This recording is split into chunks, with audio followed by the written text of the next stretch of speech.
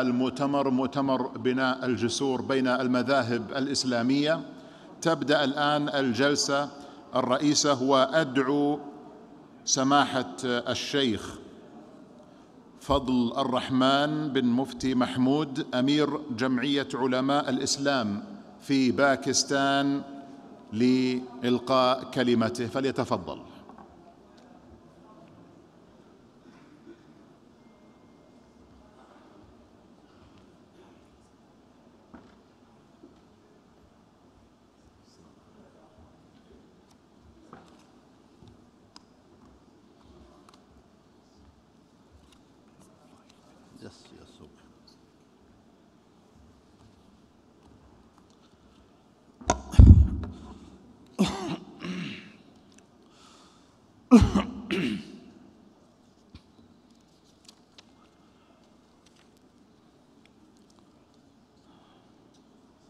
بسم الله الرحمن الرحيم.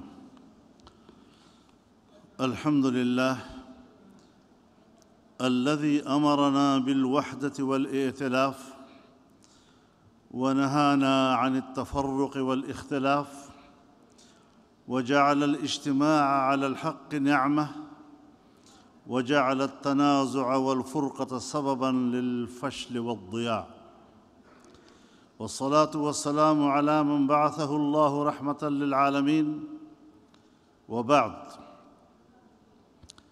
معالي الأمين العام لرابطة العالم الإسلامي، رئيس هيئة علماء المسلمين الشيخ الدكتور محمد بن عبد الكريم العيسى، أصحاب السماحة، أصحاب المعالي، أصحاب الفضيلة، والإخوة الحضور الكرام، السلام عليكم ورحمة الله وبركاته.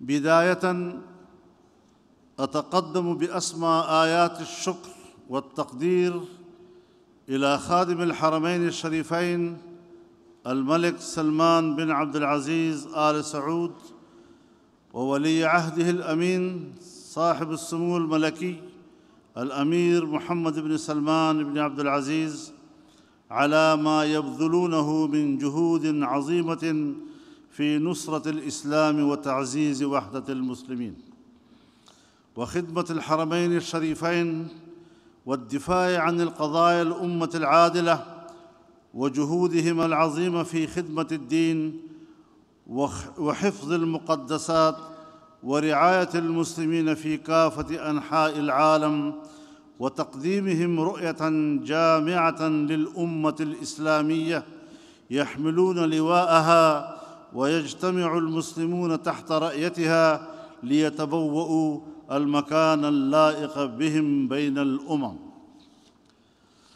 أصحاب السماحة والمعالي والفضيلة، نجتمع اليوم في هذا المؤتمر المبارك مستشعرين المسؤولية الكبرى في ترسيخ ثقافة الائتلاف، متجاوزين كل ما يفضي إلى التنازع والاختلاف، عملاً بقوله تعالى: واعتصموا بحبل الله جميعاً ولا تفرقوا، وقوله جل وعلا: ولا تنازعوا فتفشلوا وتذهب ريحكم. إن الأمة الإسلامية اليوم أحوج ما تكون إلى كلمة سواء تجمع شملها وتوحد صفها وتصون مقدساتها، فما أحوجنا إلى التقارب والتفاهم وتجاوز القضايا الخلافية، فالقوه في الوحدة، والضعف في التنازع والفرقة.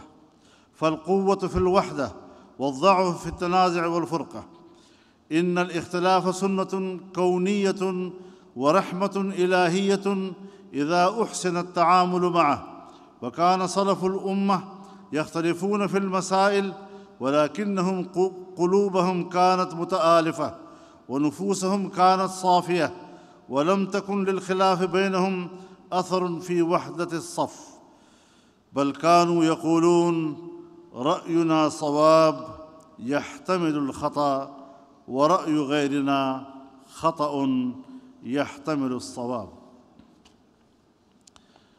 إن الوحدة الإسلامية بناء راسخ له أسس متينة وقواعد ثابتة لا تقوم بدونها، ومن أبرزها وحدة العقيدة والغاية، فالإيمان بالله ورسوله والكتاب الواحد والقبلة الواحدة والمقاصد العظمى كلها روابط تجمع المسلمين وتؤلف بينهم وترسخ الأخوة فيما بينهم.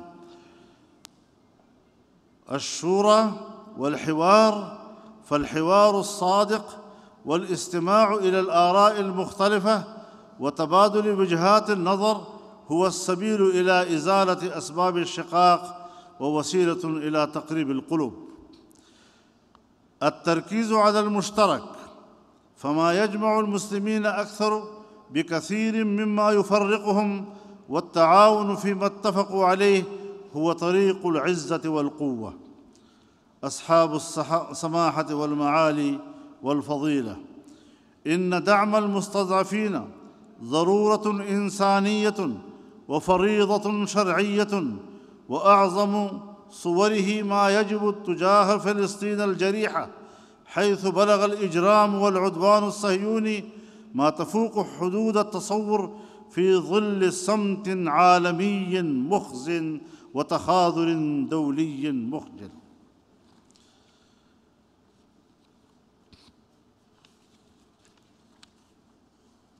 فلا بد من توحيد الصف في سبيل نصرة المظلومين وحماية المقدسات ونصرة المستضعفين من الرجال والنساء والولدان الذين لا يستطيعون حيلة ولا يهتدون سبيلا. وفي الختام أتوجه بالشكر والتقدير لمعالي الأمين العام لرابطة العالم الإسلامي الأخ العزيز الشيخ الدكتور محمد العيسى على إسهاماته الجليلة في تعزيز ثقافة الائتلاف. نسأل الله أن يؤلف بين قلوب المؤمنين ويهديهم سبيل الرشاد. والسلام عليكم ورحمة الله وبركاته.